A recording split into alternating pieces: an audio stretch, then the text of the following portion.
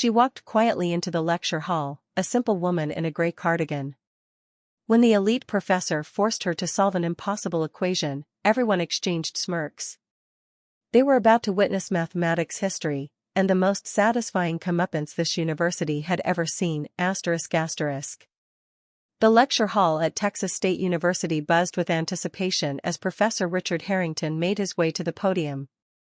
His reputation preceded him, distinguished mathematician, department head, and notorious for his disdain toward anyone he deemed intellectually inferior. Sarah Mitchell slipped into the back row, smoothing her simple gray cardigan over her white blouse. At 37, she stood out among the graduate students, but she wasn't there to blend in. She was there to learn. Today's symposium will address Riemann's hypothesis and its implications for quantum computing, Harrington announced, his voice commanding immediate silence. His silver beard and tailored blue suit projected authority as his eyes scanned the room, landing briefly on Sarah. His mouth twitched with subtle disapproval. She'd seen that look before, the quick assessment, the dismissal. It was the same look she'd received when she'd applied for the university's maintenance staff position 3 years ago. The symposium began with presentations from doctoral candidates. Sarah took meticulous notes, her eyes lighting up during discussions of mathematical theories. When the floor opened for questions, her hand remained down. Experience had taught her that people like her weren't expected to speak in rooms like this. During the break, Sarah overheard 2 students whispering. "Who's the cleaning lady taking notes?" *1 snickered. "Probably just auditing for continuing education credits," the other replied dismissively. Harrington hates when non-mathematics people attend these things. Sarah gripped her notebook tighter but maintained her composure. They didn't know that mathematics had been her companion since childhood, that she'd taught herself advanced calculus between night shifts while raising her daughter alone. They couldn't see the equations that danced in her mind when she closed her eyes. As the symposium resumed, Professor Harrington presented his controversial approach to an unsolved mathematical problem. His explanation was elegant, but contained a subtle flaw. Sarah immediately recognized it. She'd spent countless nights exploring this very equation. "Any questions?" Harrington asked, his tone suggesting he expected none worth answering. The room remained silent, until Sarah, almost involuntarily, raised her hand. The moment her arm went up, she regretted it. Every head turned. Professor Harrington's eyebrows rose in mock surprise. "Yes, ma'am," he said, deliberate condescension lacing his words. "I was wondering about the variable transformation in step 4, Sarah said, her voice softer than intended.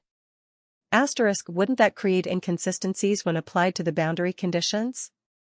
The room went silent.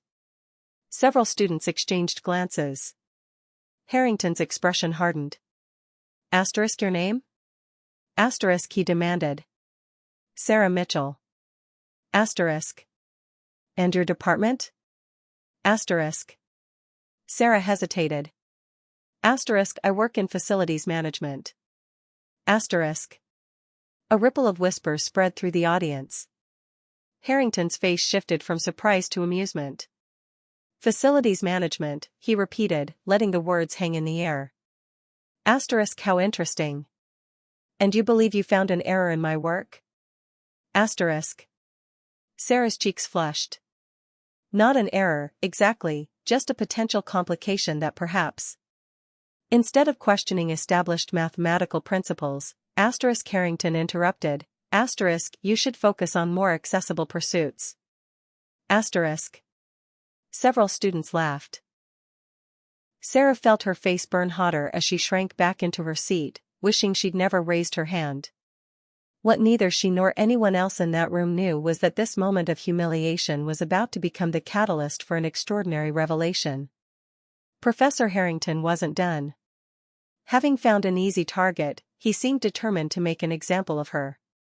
"Since our guest from facilities management has such confidence in mathematical theory," he said, straightening his tie with deliberate slowness, perhaps she'd like to demonstrate her expertise." Asterisk he gestured toward the chalkboard. Asterisk come forward, Ms. Mitchell.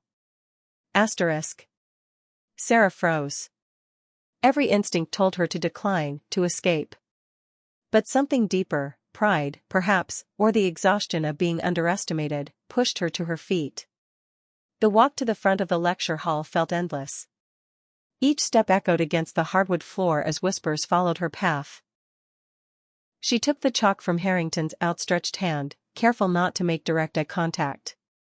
Let's make this accessible, Harrington said loudly enough for everyone to hear. The word accessible dripped with condescension. He turned to the board and wrote a complex differential equation. Sarah recognized it immediately, a problem from advanced multivariate calculus. Difficult, but certainly not impossible for someone with proper training. The challenge wasn't in the equation itself, but in the public humiliation intended. Take your time, Harrington said with false generosity. We're all eager to learn from diverse perspectives. More laughter rippled through the audience. Sarah felt her hand trembling slightly as she stared at the board. Behind her, someone whispered, this is painful to watch. Dr. Elizabeth Chen, a visiting professor from MIT seated in the front row, frowned at Harrington's display but remained silent, watching Sarah with curious interest. Sarah took a deep breath. The numbers and symbols on the board began to arrange themselves in her mind, falling into patterns she'd recognized since childhood. She'd never had formal education beyond community college, but mathematics had been her refuge, during long nights after her husband left, after her daughter went to sleep, between cleaning bathrooms and mopping floors. She raised the chalk and made her first mark. Harrington began, perhaps we should simplify, but stopped when he saw Sarah confidently writing. The room grew quiet as she worked methodically through the problem. Her initial nervousness faded as she lost herself in the elegant dance of mathematics. She wasn't in a judgmental lecture hall anymore, she was in her own mind, where numbers had always made perfect sense. After 2 minutes of absolute silence, Sarah finished the final step, placed the chalk down, and stepped back. Harrington stared at the board, his expression shifting from smugness to confusion. He scanned her work, looking for mistakes, but found none. The solution was not only correct but executed with surprising elegance. That's correct, he admitted reluctantly. Though anyone with basic calculus training could have managed it.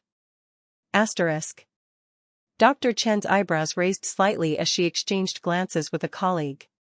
Harrington, unwilling to concede defeat so easily, quickly erased the board. Let's try something more challenging, he said, the edge in his voice more pronounced.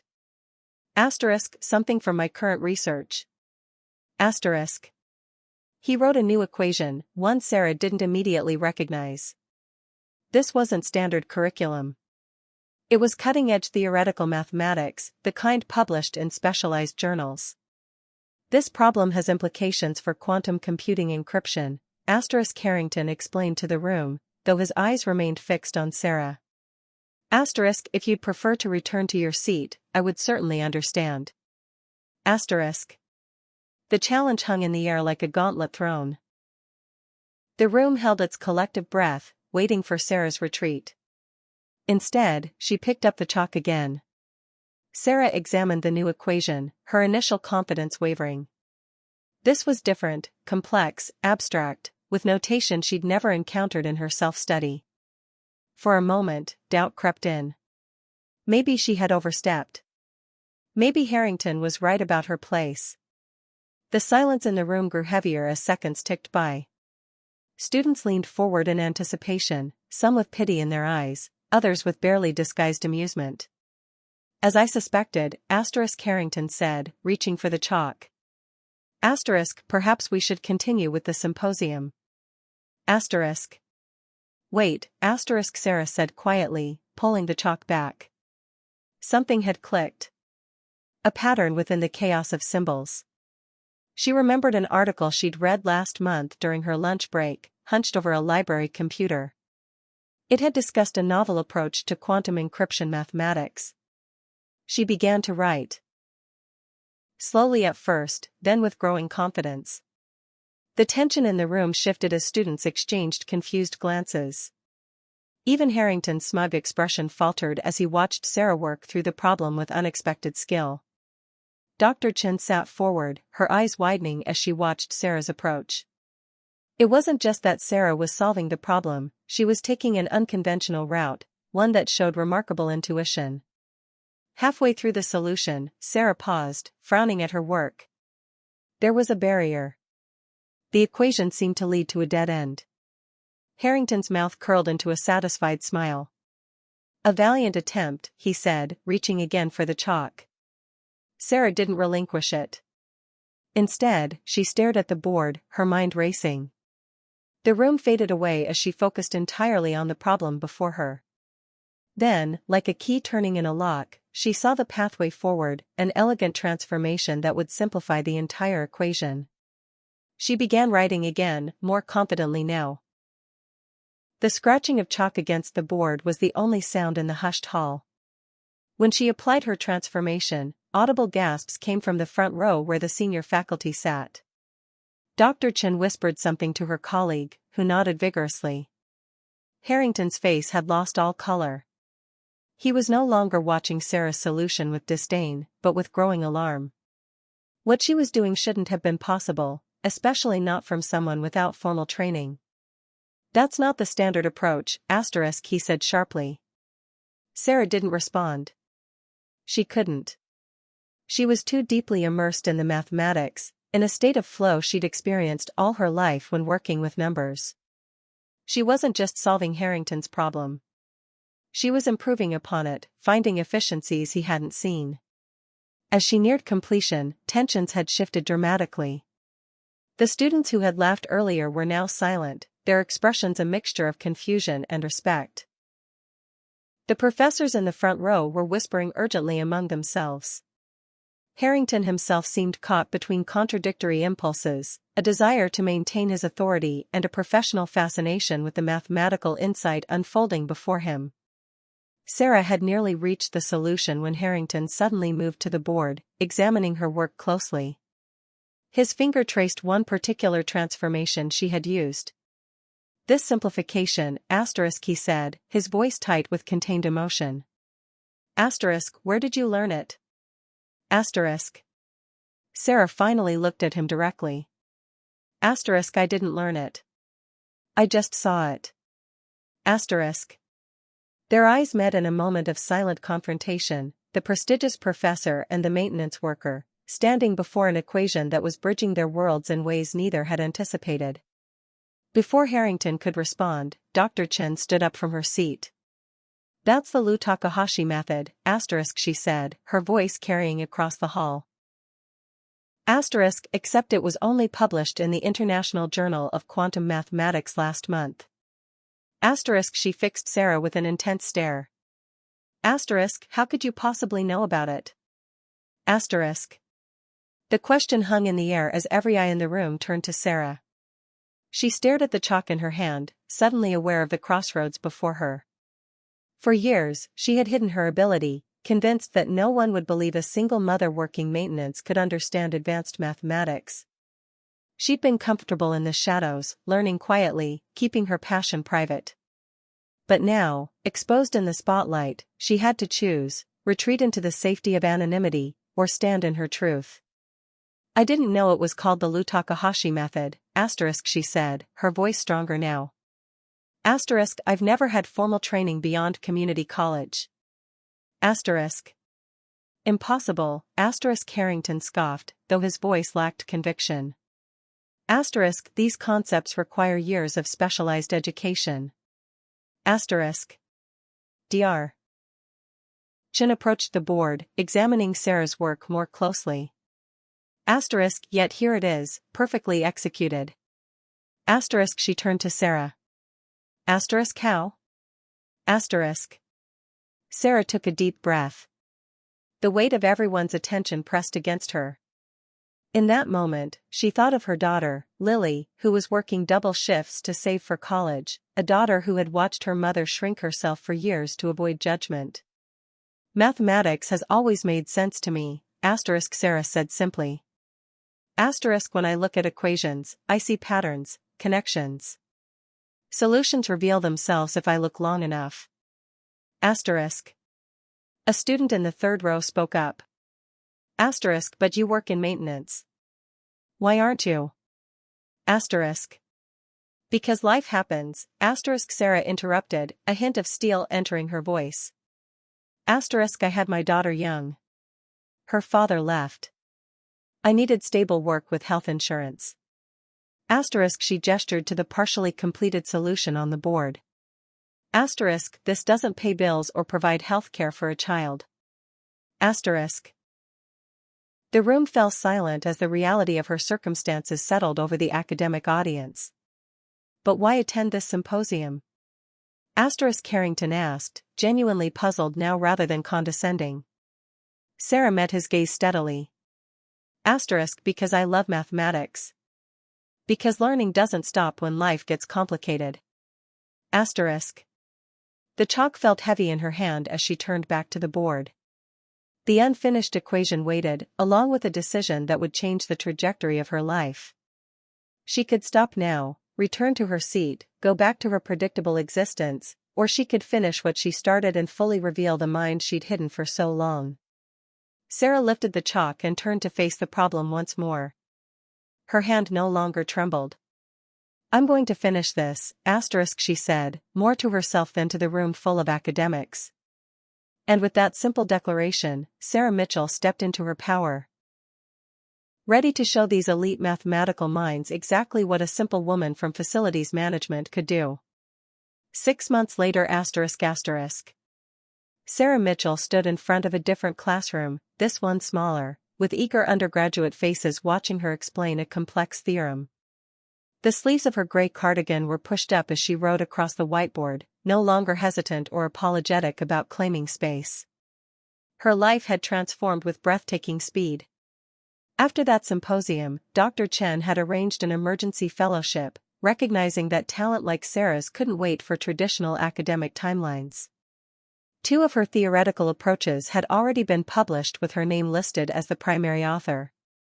Professor Harrington had come around too, though it had taken time and several departmental meetings where he'd been outvoted. Now, he grudgingly acknowledged her insights, especially after her work on quantum encryption had attracted attention from research institutions across the country. The biggest change, though, was internal. Sarah no longer hid her intelligence or passion. She spoke with authority about her work, knowing her value didn't derive from credentials but from the power of her mind. Her daughter, Lily, had transferred to the university on a full scholarship, inspired by her mother's example to pursue her own dreams without apology. As Sarah finished her explanation, a student raised her hand, a young woman with uncertainty in her eyes but determination in her question.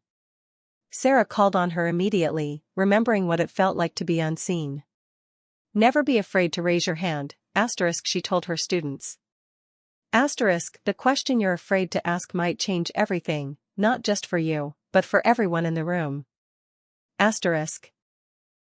If Sarah's journey from overlooked to extraordinary touched your heart, remember that genius exists in unexpected places, often hidden by circumstances, not lack of ability. Who might you be underestimating in your own life? Asterisk. Share your stories of hidden talents discovered in the comments below. If you enjoyed this story of recognition and transformation, subscribe for more glimpses of extraordinary moments that change lives forever. Sometimes, the greatest minds aren't found in lecture halls, but cleaning them. Like, share, and join our community of storytellers celebrating unsung heroes everywhere.